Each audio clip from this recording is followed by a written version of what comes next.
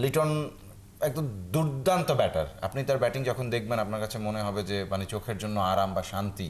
Number 3 পজিশনে লিটনকে খেলানো হবে, তার মানে যে আপনি বলেছেন 5 জন ওপেনার, তার মানে লিটনকে নাম্বার 3-এ এবং ওইখানে 2 জন ওপেনারকে চিন্তা করা হয়।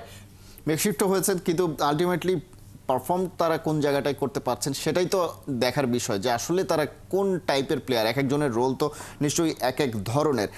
মিডল অর্ডারের বিষয় আসছে, লিটন দাসের বিষয়ে ভাবা হচ্ছে এরকম প্রধান নির্বাচক তিনি তো আসলে দল নির্বাচনে মুখ্য ভূমিকাটা পালন করে থাকেন। তিনি একটা আভাস দিয়েছিলেন দল ঘোষণার সময় যে লিটন দাসকে হয়তো বা 3 নম্বরে খেলানো হবে, নাজমুল হোসেন শান্ত যিনি খুব একটা ফর্মে নেই তাকে হয়তো ব্যাকআপ হিসেবে দলের সঙ্গে ওই 3 নম্বরটাতে রাখা হবে। এখন লিটন দাস যদি 3 নম্বরে তাকে ভাবাই হয়, তার ব্যাকআপ অর্থাৎ ক্যাপ্টেনের একজন ব্যাকআপ রাখা হচ্ছে এরকম আভাস পাওয়া যাচ্ছে। মানে বিষয়টা কি একটু গোলমেলে মনে হচ্ছে? ক্যাপ্টেনের ব্যাকআপের কথা বলা হয়নি, পজিশনের ব্যাকআপের কথা বলা হয়েছে। নাম্বার 3 পজিশনে লিটনকে খেলাতে চায়। লিটন টি-20 ওপেন করেছেন, is a very good opener, আমার খুবই পছন্দ তার খেলা। কিন্তু লাস্ট কয়েকটা সিরিজে আমরা লিটনকে আসলে খুব একটা রান করতে দেখি নাই, এবং লিটন কিছুটা আউট অফ ফর্ম। লিটন একদম দুর্দান্ত ব্যাটার। আপনি তার ব্যাটিং যখন দেখবেন আপনার কাছে মনে হবে যে মানে চোখের জন্য আরাম বা শান্তি। সেই জায়গা থেকে তার একটা ব্যাট প্যাচ গেছে, সেখান থেকে উত্তরণের জন্য এখন আবার ক্যাপ্টেন্সির চাপ আছে, প্রেশার আছে, স্বাধীনভাবে ক্যাপ্টেন্সি করার সুযোগ তিনি পাবেন কিনা এই ধরনের প্রশ্ন আছে।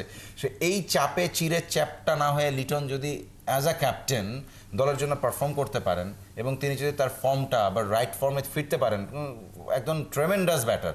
তো তিনি তার পোটেনশিয়ালটা যদি শো করতে পারেন, ক্যাপ্টেন হিসেবে উতরে যাবেন, ব্যাটার হিসেবে উতরে যাবেন। নাম্বার 3 পজিশনে লিটনকে খেলানো হবে, তার মানে যে আপনি বলেছেন 5 জন ওপেনার, তার মানে লিটনকে নাম্বার 3-এ এবং ওইখানে 2 জন ওপেনারকে চিন্তা করা হয়। যেহেতু আরব আমিরাতের সাথে 2টা টি-20, পরবর্তীতে পাকিস্তানে 5 ম্যাচের টি-20 সিরিজ খেলার কথা আছে, লম্বা একটা ট্যুর কিন্তু হতো 7টা টি-20, এবং বাংলাদেশের ওপেনিং পেয়ারের উপরে কখনোই ভরসা রাখা যায় না। তো লিটনকে সেই জায়গা থেকে নাম্বার 3-তে নামিয়ে দিয়ে ব্যাটিং অর্ডারটা লম্বা করার একটা চিন্তা, যে 2জন ওপেনার খেলিয়ে লিটনকে 3-এ খেলানো, এবং নাজমুল শান্তকে যদি মানে লিটনের ব্যাকআপ মিন্স হচ্ছে যদি প্রয়োজন হয় আপনি লিটনকে ওপেনিংয়ে প্রমোশন দিয়ে নাম্বার 3 পজিশনের জন্য আপনি হয়তোবা শান্তকে চিন্তা করতে পারেন, কিন্তু লিটনের ব্যাকআপ হিসেবে শান্ত তখনই যখন লিটন ইনজিউর্ড হয়ে যাবেন। তাছাড়া একজন ক্যাপ্টেন একটা সিরিজ চলাকালীন সময় আসলে তার ব্যাকআপ হয় না।